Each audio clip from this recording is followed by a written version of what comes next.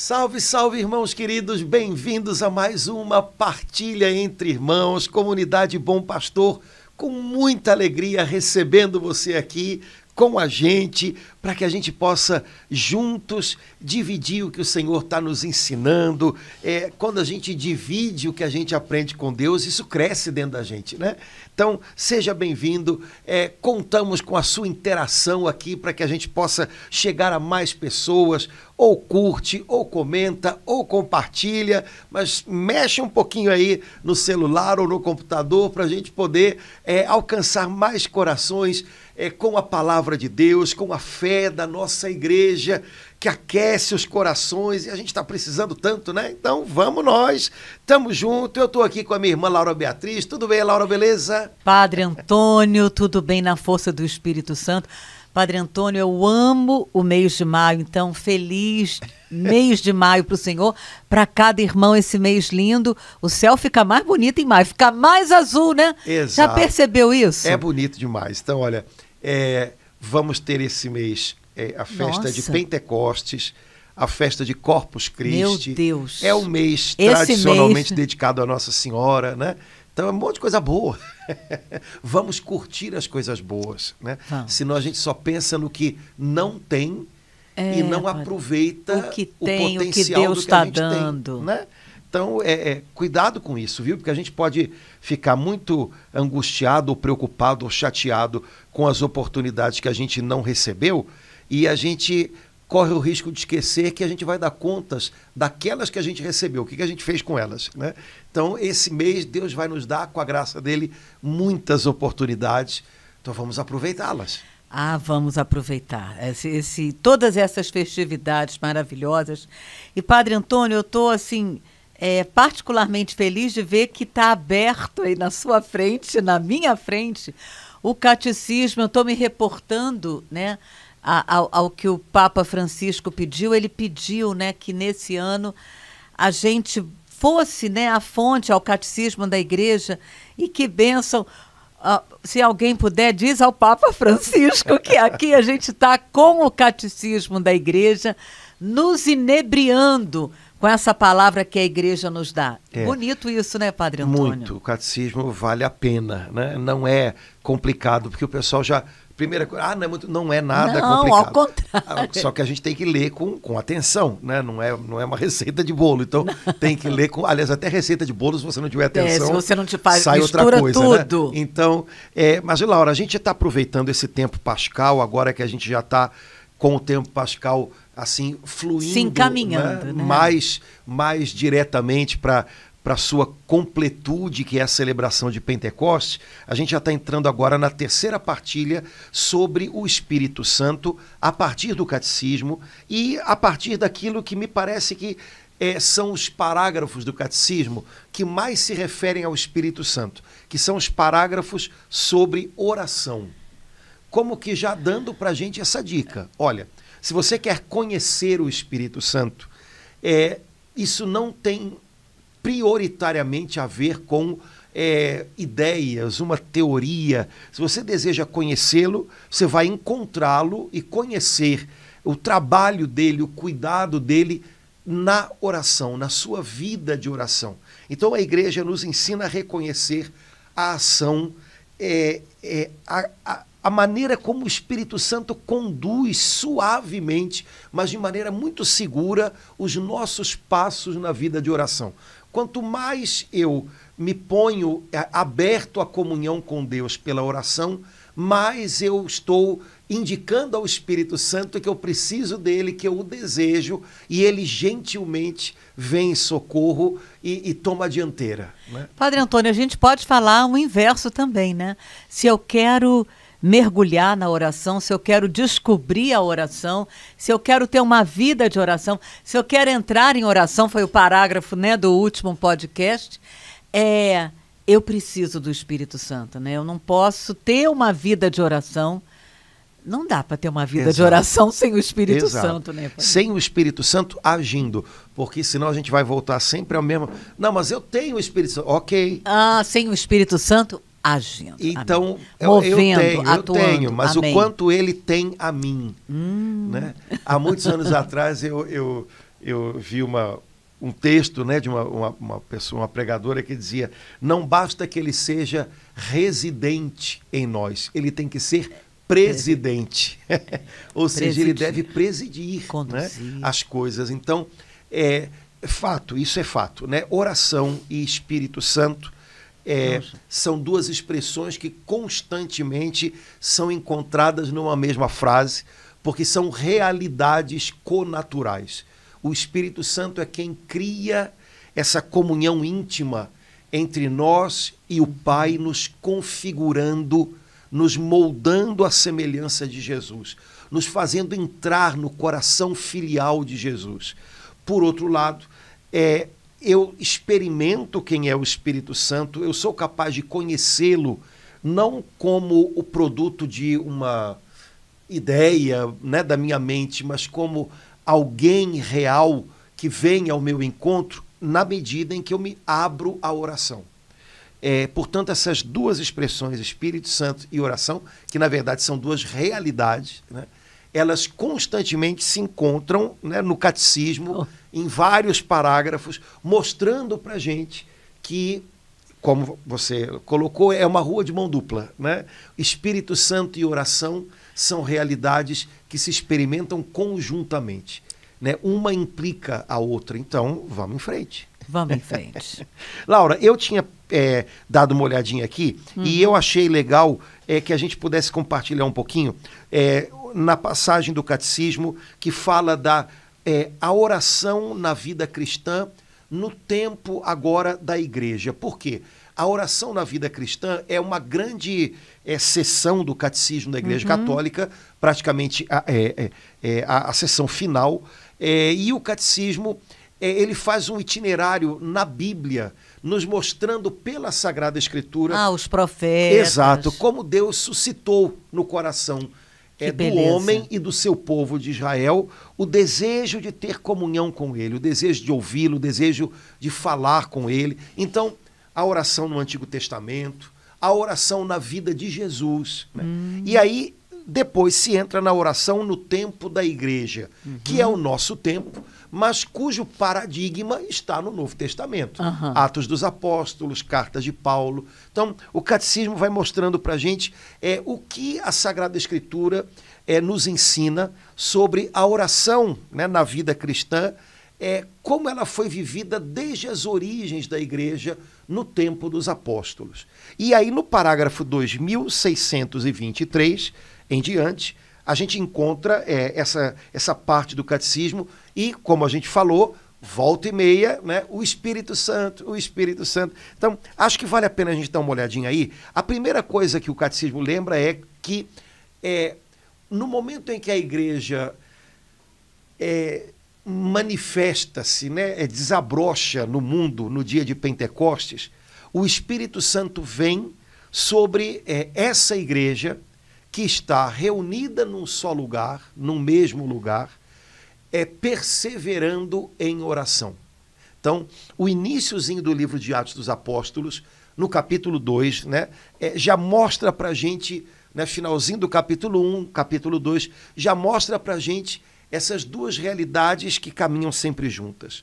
O Espírito Santo vem sobre homens e mulheres que são um coração só, reunidos, perseverando em oração. É interessante porque Jesus havia dito aos apóstolos, ainda no capítulo 1 de Atos, que a vinda do Espírito Santo é a promessa do Pai.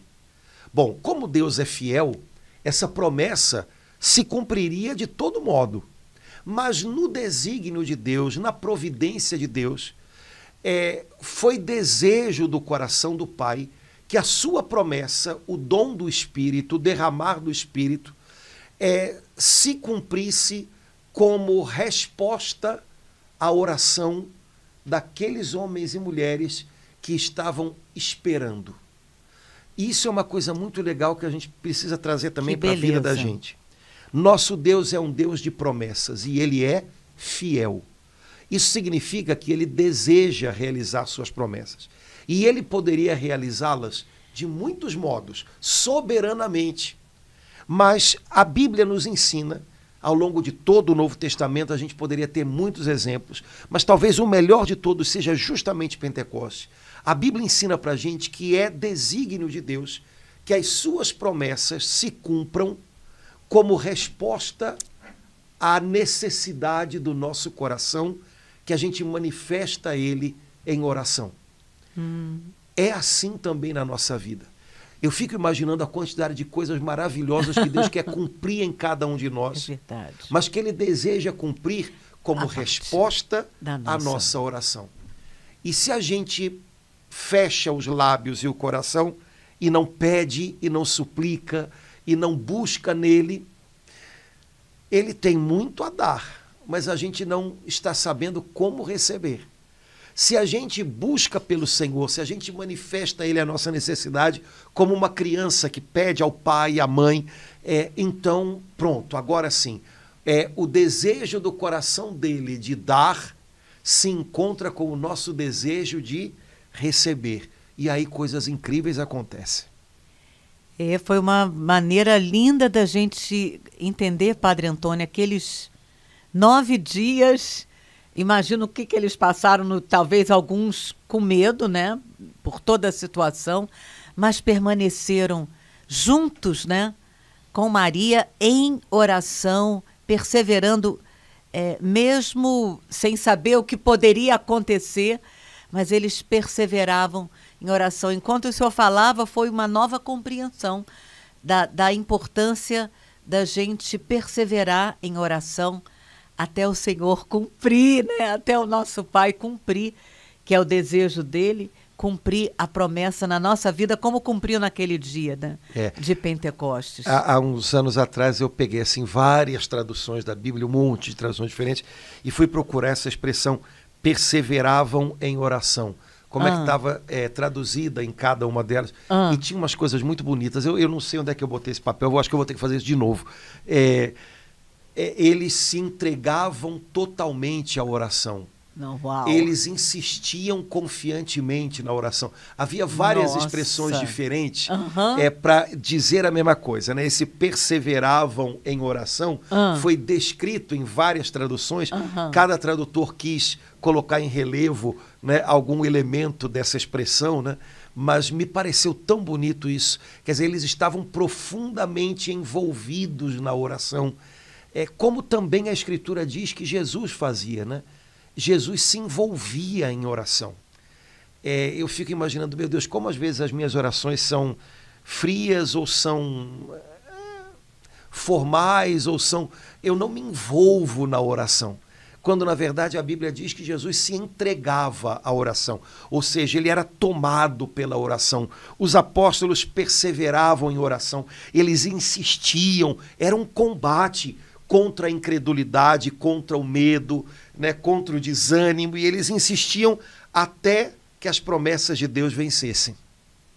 Como é que a gente pode aprender, né, com o nosso Salvador, com os apóstolos, o segredo desse entregar-se à oração, ou desse perseverar em oração, até que as resistências que há em nós sejam vencidas, até que nós estejamos assim profundamente conectados com a vontade do Pai. Nossa, eu acho essa expressão linda e me parece que a gente está longe ainda de entender o real significado dela, né? Porque agora, Padre Antônio, eu fico assim contemplando, foram dias difíceis aqueles, né? Os primeiros dias, depois da ascensão, depois de Jesus ascender aos céus, né? Depois daquela profunda tristeza na morte, 40 dias, né, de alegria, foram dias difíceis, né? Dias de tribulação, dias, né, de... Sabe Deus o que passou na cabeça deles, mas eles perseveravam em oração uns com os outros, né?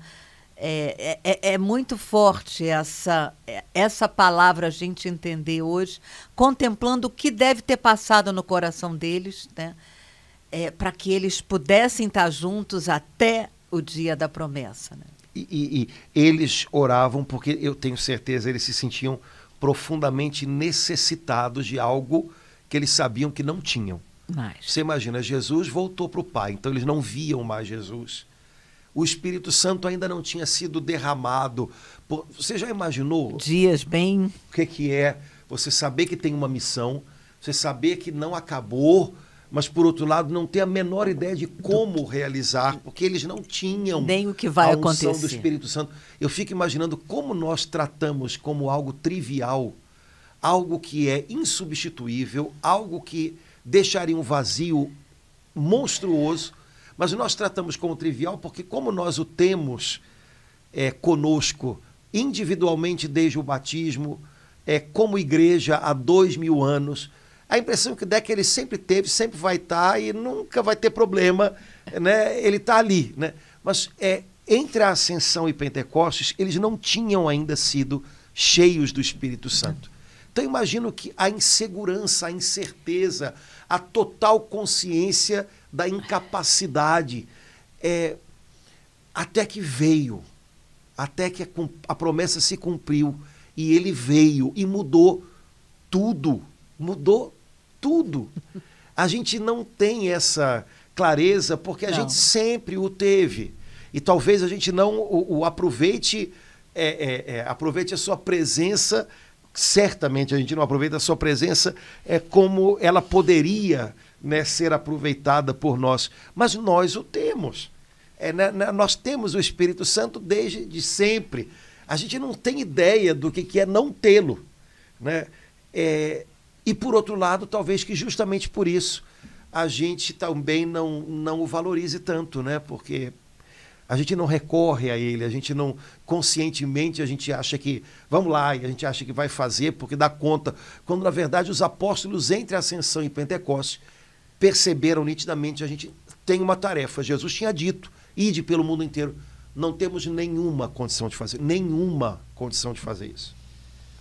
Né? Quer dizer, vamos frustrá-lo mais uma vez, vamos fracassar mais uma vez, até que veio o Espírito Santo e tudo mudou.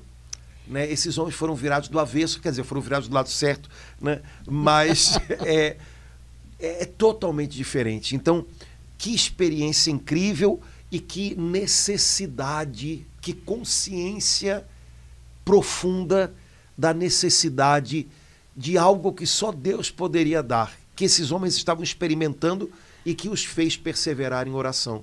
Necessidade também é algo que ensina a gente a rezar. Pois né, Padre Antônio? Eu estava exatamente pensando nisso. O senhor disse que a gente tem sempre, né? Mas é claro que se a gente for perguntar, né, para cada um dos irmãos que estão nos acompanhando, acredito que na maioria, cada um vai poder dizer que houve um momento em que, e esse momento em que ele pôde experimentar, em que esse coração, o meu coração, pôde experimentar a presença de Deus, certamente foi no momento em que eu estava extremamente necessitada, precisando muito.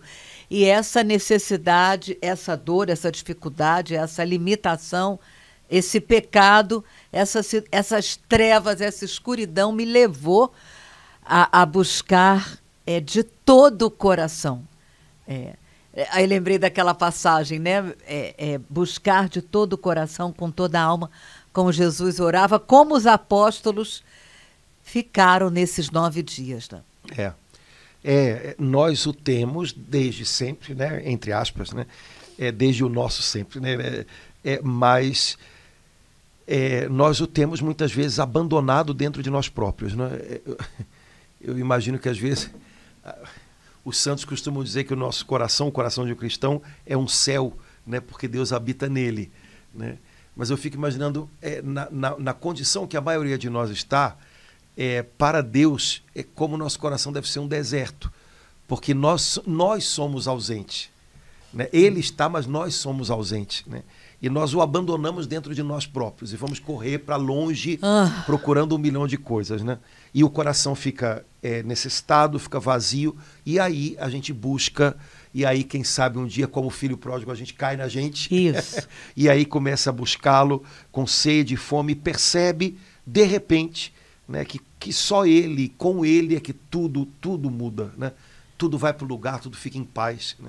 Mas essa consciência da necessidade de Deus A gente falou no iniciozinho, né, que às vezes a gente fica preocupado com as oportunidades que a gente não tem e não aproveita as que a gente tem, né? Então, eu preciso, com relação às coisas do meu dia a dia, ser profundamente capaz de compreender que eu preciso ter muito mais clareza do que eu já tenho e aproveitá-lo, do que ficar encasquetado com o que eu não tenho e ficar lamentando. Por outro lado, com relação a Deus, deixa assim isso que o senhor acabou de falar ficar bem claro. Dá um exemplo concreto. Não, eu tenho a família que eu tenho, que não é a melhor do mundo, mas é a minha. É o que eu tenho, é o suficiente para me ensinar a amar, a perdoar, a exercitar um monte de coisas. Então, ao invés de ficar, ai meu Deus, se eu tivesse outra família... não adianta, né? É essa que eu tenho. Então é com essa que eu vou aprender a lidar. É essa que vai me ensinar a amadurecer. A mesma coisa com relação ao trabalho, igreja, tanta coisa. Né? Então, a gente tem 1000 oportunidades, né? Cada dia. Não adianta a gente ficar chateado pelas que a gente não tem. Essas não, as oportunidades que a gente não tem não vão nos mover. As que a gente tem, vão. Eu vou começar com essas. E pode ser que eu alcance outras depois, mas eu tenho que começar com essas. Então, de alguma maneira, é preciso que eu tenha todos os dias essa sensação, essa consciência de tá aqui, né? Vamos lá, né? Nada me falta, né? Eu vou correr atrás agora, eu tenho o que eu preciso. Da mesma forma, em relação ao Espírito Santo, ele está aqui. Exato, né? Mas aí a gente tem que lembrar com relação a ele que dele, de fato, a gente precisa sempre mais. Então, nosso relacionamento com Deus é dinâmico, né? Ele é infinito, ele é imenso e a gente sempre precisa mais. Sempre há espaços dentro de nós que precisam ser mais preenchidos por ele. Então, se há alguma coisa nessa vida que a gente deve ter essa sensação de eu preciso encontrá-lo, eu preciso encontrá-lo, é o Senhor. As coisas, algumas eu vou ter, outras não. As que eu tenho, eu preciso aprender a aproveitá-las. As que eu não tenho, algumas eu não vou morrer se eu não tiver. Agora, a presença de Deus, essa eu preciso de novo, cada dia mais. E então é ela que deve gerar em mim esse desejo, né? Santo Agostinho fala muito de desejo. Ele diz que o que identifica o lugar onde a gente está é o nosso desejo. Porque, afinal, Jesus já havia dito, né? Onde está o teu tesouro, aí vai estar o teu coração. E isso vindo de um homem que tinha 1000 desejos, daqueles mais sensuais. Né? Que coisa linda, e aí, Padre Antônio. Só que um dia ele entendeu que o grande desejo dele... Que lindo. Só em Deus ele ia poder saciar, né? Então... talvez a gente precisasse dar uma olhadinha assim para dentro, né? E pedir, Senhor, me dá mais desejo de ti, né? Eu desejo tanta coisa, eu me preocupo com tanta coisa, eu te desejo tão pouco, né? Às vezes meia horinha já me incomoda, né? A maioria de nós talvez com meia hora de oração já está incomodado. Parece que a presença de Jesus nos enfada. Eu imagino, Padre Antônio, agora eu pegar o ofício das leituras de hoje. Olha, Senhor, hoje eu quero orar com esse pedido específico para te desejar mais e mais. Nossa, muda tudo, Padre Antônio. Porque vai até ajudar o coração da gente a se acertar, né?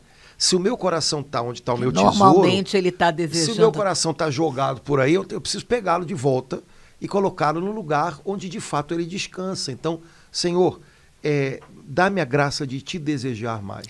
Porque já é realmente uma graça de Deus, porque a gente acaba buscando a Deus por causa dos nossos desejos, de uma forma geral, né, Padre? Eu desejo tanto uma coisa, então eu vou pedir para Deus...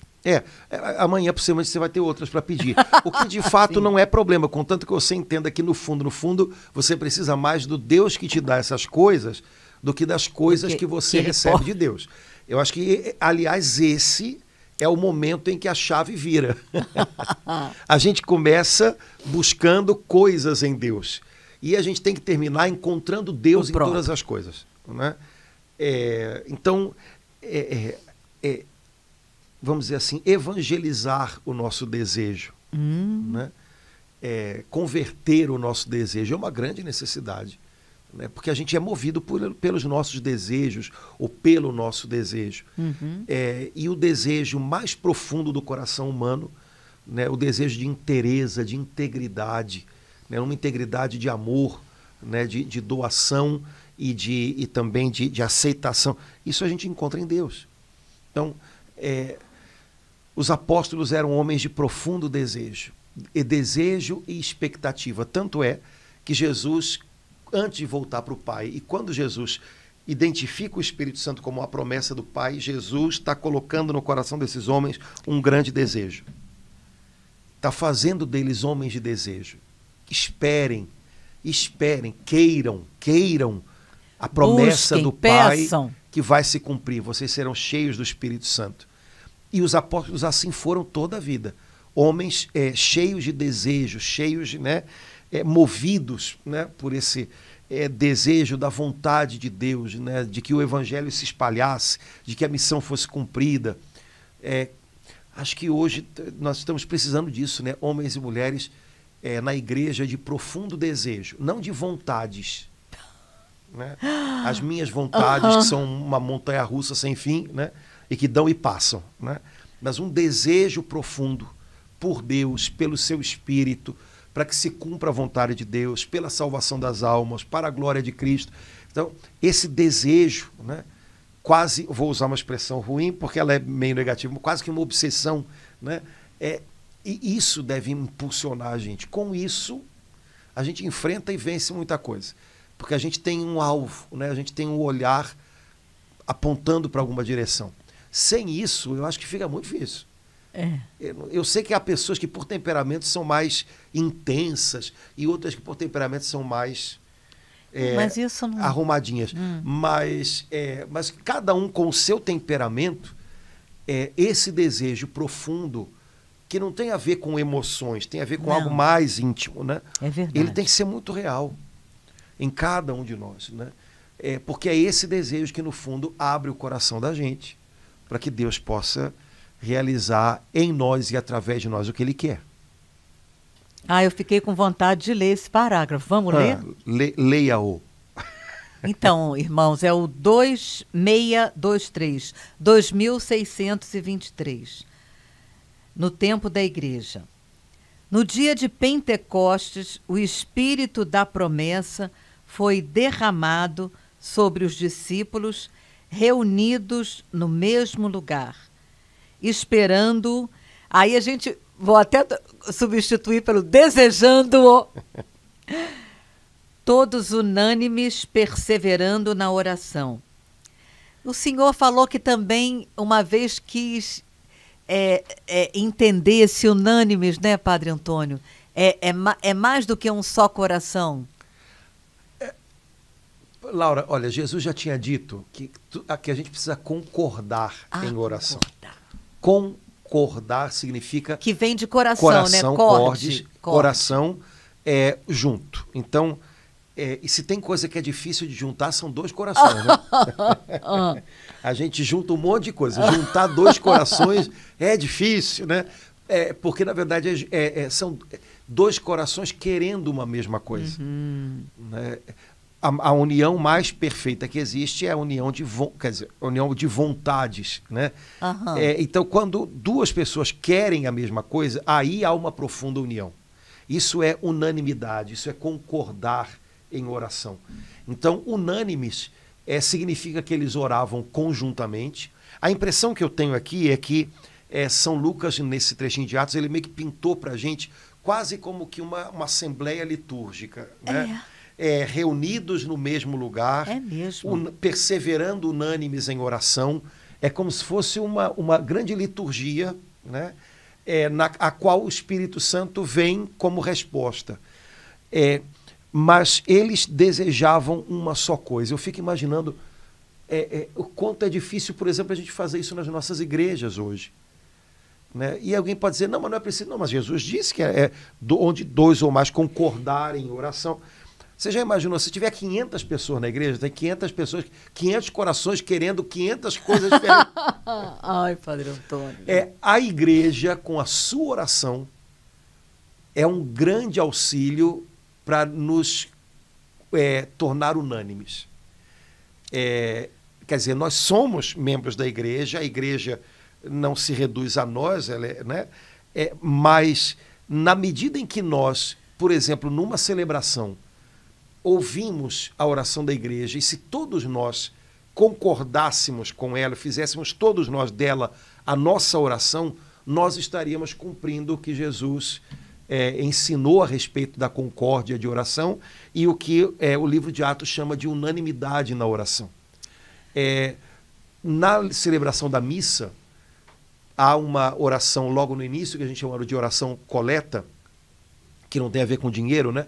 É a oração... Coleta de receber, né? Depois do Glória, né? No domingo, tem aquela oração chamada oração coleta, porque ela recolhe, né, o coração, né, de todos e faz com que todos orem aquilo que a igreja nos propõe como a grande intenção daquele dia do Senhor, daquele domingo.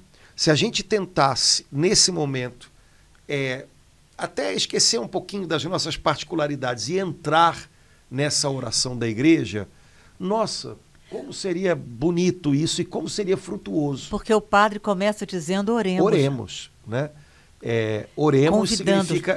eu oro sozinha, essa oremos. é a nossa oração. Irmãos, vamos, né, estar juntos nessa oração. Essa é a nossa oração. Então, e a igreja normalmente nessa oração pede coisas muito bonitas, né? Muito bonitas. Então, unanimidade. Isso, apesar de ser algo sempre difícil, é mais fácil quando a gente está num grupo menor, ou quando a gente é uma pequena célula, né? Um pequeno grupinho de pessoas orando juntas, 3, 4 pessoas.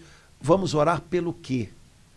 Vamos orar suplicando o quê? E aí a gente compartilha. Então vamos orar pedindo isso. E isso é para fazer assim, né? Senão, às vezes eu brinco lá na igreja, até para na hora de rezar por um doente, a gente não concorda. Vamos rezar pelo doente. Ok, vamos rezar pelo doente. Aí um reza para o doente ficar curado, outro para o doente aguentar a doença, outro para o doente morrer logo, outro para o doente... Quer dizer, cada um reza um negócio e fica gente, vamos concordar, a gente vai orar pelo quê mesmo, né? Então, é isso, então vamos orar por isso. Então, oramos por isso, né? Isso são... É óbvio que isso não é uma mágica, sim, mas isso são maneiras da gente se conectar com o corpo de Cristo. E o corpo de Cristo, que é a igreja, mas que se manifesta em, né, cada lugar onde há uma pequena célulazinha, né, de cristãos em oração. Esse corpo de Cristo, ele é poderoso, então a gente tem que apostar nisso, né? Concórdia. Que lindo isso, né? Unanimidade é concórdia. Deixa eu completar. O Espírito, meu versículo predileto, que ensina a igreja, ele recorda tudo que Jesus disse, vai também formá-la para a vida de oração. Nossa, aquilo que a gente estava falando, caminham juntos, né? Espírito Santo e oração. Sempre. E aí é bonito, né? Porque o Espírito Santo é aquele que ensina a igreja e lembra, recorda de novo. Recorda! Traz de volta ao coração. Traz de volta ao coração. Recorda. Ai, que lindo, né? Padre Antônio. Tudo que Jesus disse, né? Foi Jesus quem falou isso, né? Ele vos ensinará todas as coisas que vocês precisam aprender. Né? Não é ele vos ensinará todas as coisas... eu quero saber qual é a fórmula de Bhaskara. Não, peraí. Ele vos ensinará tudo o que vocês precisam aprender.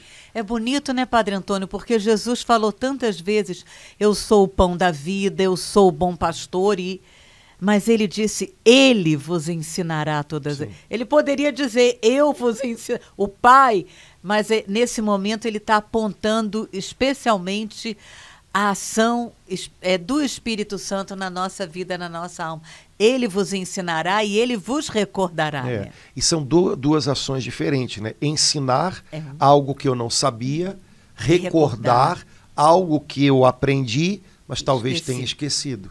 Né? Então, eu gosto muito de imaginar o Espírito Santo vos ensinará da seguinte maneira, Laura. Existem momentos na nossa vida que a gente não sabe como viver, porque a gente não se preparou para aquilo, a gente não imaginou que ia passar por aquilo. Então, todo mundo, acho que já se pegou uma vez na vida dizendo isso, Senhor, eu não sei o que fazer, eu não sei como passar por isso. Eu não me programei para isso. Eu nunca pensei que ia ter que enfrentar isso, né?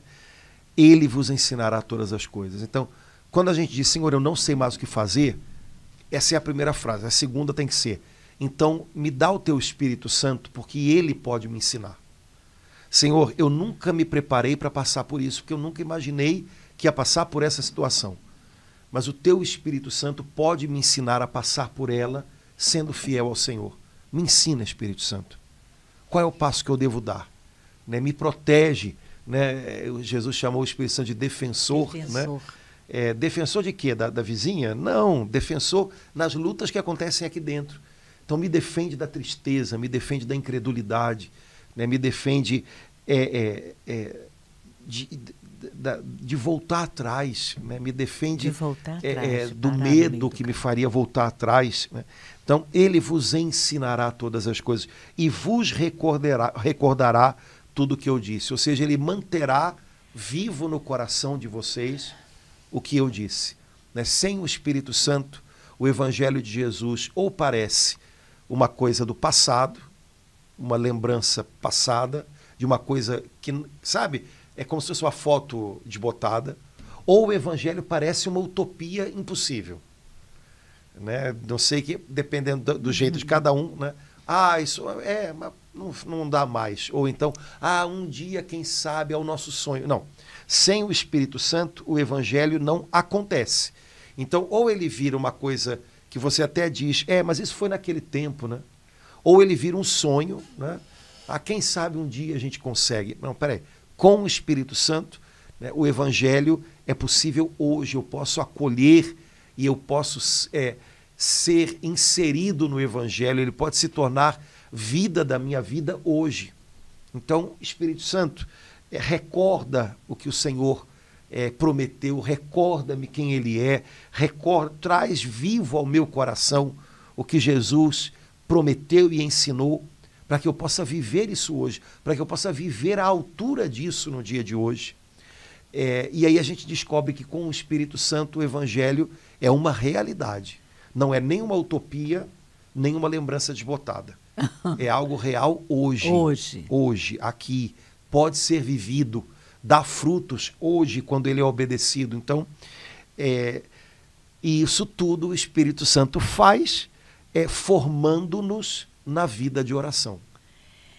Padre Antônio, me deu assim o desejo da gente pegar esse parágrafo e colocar assim em todos os lugares possíveis, porque a igreja aqui no Catecismo é a igreja falando para nós que é ele que vai formar a igreja para a vida de oração.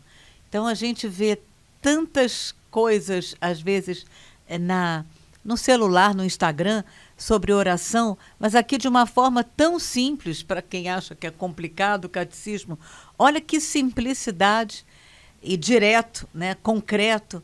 Olha, é o Espírito Santo que vai formar a igreja para a vida de oração. Então, deixando assim muito claro, né, para a gente o que a igreja precisa, o que cada grupo de oração, o que as paróquias, o que cada padre, cada leigo precisa para poder ter uma vida de oração, que é isso que cada batizado busca e deseja, depender, pedir o Espírito Santo, porque é ele que vai formar, não é? Sim.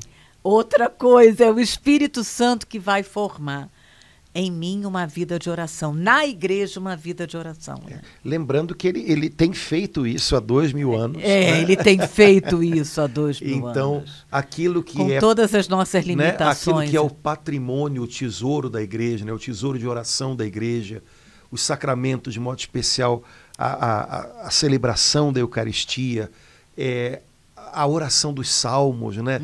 A oração das horas. Isso tudo foi o Espírito Santo ensinando a igreja a orar.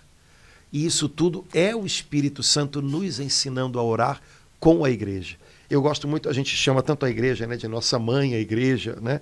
E uma encíclica do Papa João XXIII tinha como nome, né, Mater et Magistra, a igreja é mãe e mestra. E eu acho isso legal, porque toda boa mãe é mestra, né? E eu gosto de pensar assim, a igreja, que é minha mãe, ela, como boa mãe, como boa educadora, ela quer me ensinar a rezar. Então, como é que a minha mãe pessoal, né, me ensinou a rezar? Me fazendo rezar com ela. Como é que a minha mãe, a igreja, me ensina a rezar? Me fazendo rezar com ela. Então a igreja me convida a cada domingo a participar da Eucaristia, e aí ela me chama dizendo, meu filho, vem rezar comigo. E aí ela me dá palavras, ela me dá um ano litúrgico para ir desenhando a beleza de Jesus diante dos meus olhos. Ela me ensina a cantar, ela me ensina a fazer silêncio, ela me ensina a estar junto com os meus irmãos, alimentando a fé, né? E a igreja me ensina a orar, me fazendo rezar com ela, né? Uhum. Então, me parece que é uma pena quando tantos, né, cristãos que têm profundo, verdadeiro desejo de oração, ainda não descobriram isso, né? A igreja me chama a orar para que eu aprenda a rezar com ela. Quando eu aprendo a rezar com a igreja que foi formada para a vida de oração pelo Espírito Santo, e eu trago isso para a minha vida pessoal, nossa, eu decolo.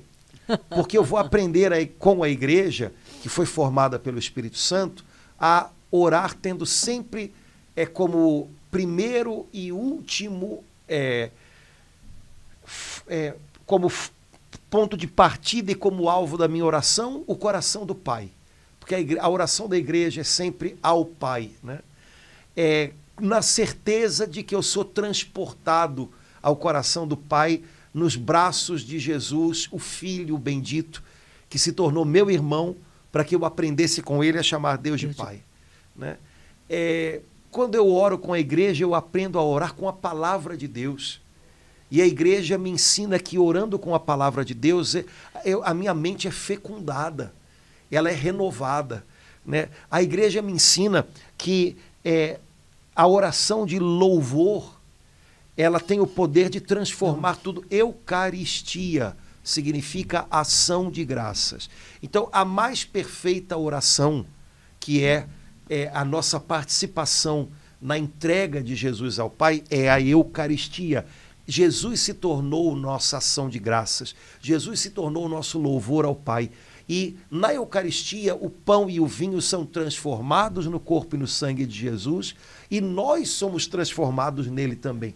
Portanto, a igreja me ensina que o louvor, a ação de graças, tem um poder de transformar tudo. E aí eu trago isso para a minha vida pessoal e eucaristizo a minha vida, ou seja, eu vou transformando tudo na minha vida pelo meu louvor, pela minha adoração, pela minha gratidão a Deus, unido a Jesus. Isso tudo eu aprendo com a igreja, minha mãe, que foi formada para a vida de oração pelo Espírito Santo, que é amparada, que é conduzida pelo Espírito Santo, cuja alma é o Espírito Santo, que atrai a igreja para as coisas do alto todo o tempo. E aí, quando eu aprendo a orar com a igreja, trago isso para a minha vida diária, individual, pessoal, nossa, eu já estou no ganho, assim, lá na frente, né? Mas também, se eu não tenho isso, eu vou ter que me virar com alguma outra coisa. E podem ser coisas muito boas, mas eu vou estar perdendo essa riqueza que é o que deveria e poderia ser o fundamento da minha vida de oração, né? Então, vamos aprender com a nossa mãe igreja a orar. Como é que uma mãe ensina uma criança a orar? Reza com a mamãe. Não é assim? Reza com a mamãe. Reza com a mamãe. Agora, quem formou a igreja nesses 2000 anos, quem tem formado, é o Espírito Santo. E que coisa linda é a gente, às vezes, por exemplo, na liturgia, cantar um hino, como às vezes acontece, nossa, sabendo que esse hino tem 1000 anos, né? Meu Deus. A gente agora na festa de Corpus Christi, né, finalzinho de maio, a gente vai cantar na missa um hino que tem 800 anos.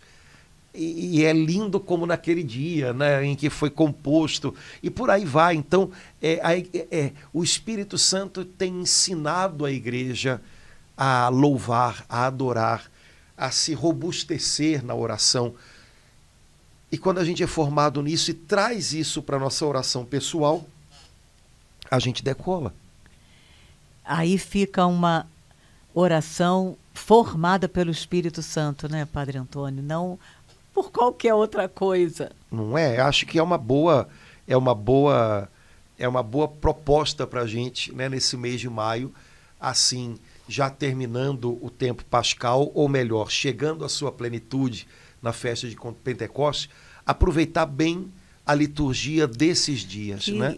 Vamos ter a festa da Ascensão ainda, depois Pentecostes. A liturgia desses dias, também durante a semana, é riquíssima, né? As leituras da Palavra de Deus. A primeira leitura, eu acho que quase todos os dias, é de Atos dos Apóstolos. Durante o tempo pascal, né? Então, vamos aproveitar isso, né? Se a gente for capaz de se debruçar sobre esse chamado da igreja, Nossa Mãe à oração, a gente vai se debruçar sobre uma mina de ouro, né?